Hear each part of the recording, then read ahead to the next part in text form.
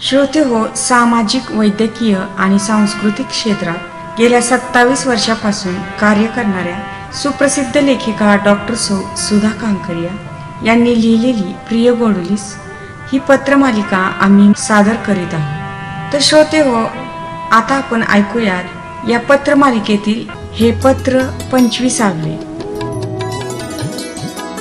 इतनी शक्ति हमें देना दाता भाग 3. प्रिय गोडुली, अनेक उत्तम आशीर्वाद.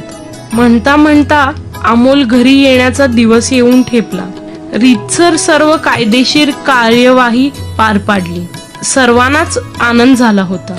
शीतलची सासू, सासरची इतर मंडळी, आम्ही सर्व, तिच्या माहेरची माणसं, सर्वजण मंगल कार्यालयात जमलो. आयोजित केलेल्या त्या आनंद सोहळ्यात रिमांड होम मधली इतरही मुलं, व्यवस्थापकीय वर्ग सर्वच सहभागी झाले होते. गोड गोड जेवणामुळं, फटाक्यांच्या आतषबाजीमुळं मुलं आनंदली होती. पण अमोल आपल्याला सोडून जाणार म्हणल्यावर अमोलच्या नेहमी शेजारी झोपणारा दीपक मात्र हिरमुसला. त्याला सांभाळणारी दाई पण कावरी बावरी झाली.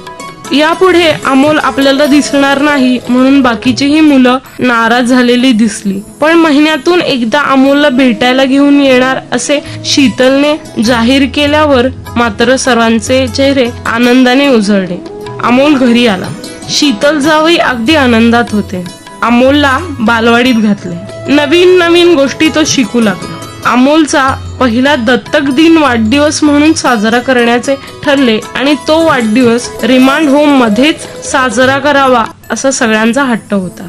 अमोलसाठी कौतुकाने सूट शिवला होता. सुटाबुटातला अमोल राजबिंडा राजपुत्रच दिसत होता. संपूर्ण रिमांड होम झिरमाळ्या, रंगीबेरंगी पताक्यांनी सुशोभित केले होते. शीतलने स्वतःच्या हाताने केक बनवला होता. अमोलने केक कापला. 5 सुवासिनींनी त्याला औक्षण करून आशीर्वाद दिले. फटाक्यांची आतषबाजी झाली. जेवणाची पंगत बसली. आम्ही सर्वजण आग्रह करून सर्वांना आमच्या हातानं वाढत होतो. वाढता वाढता एका मुलाकडं मी थबकले. वाढलेलं ताट तसंच होतं. जेवणाला त्याने हात लावलेला नव्हता. डोळ्यात अश्रू दाटले होते. मी काही बोलायच्या आतच तो म्हणाला, काकू, मला तुम्ही आई कधी आणणार? तुझीच सवाई.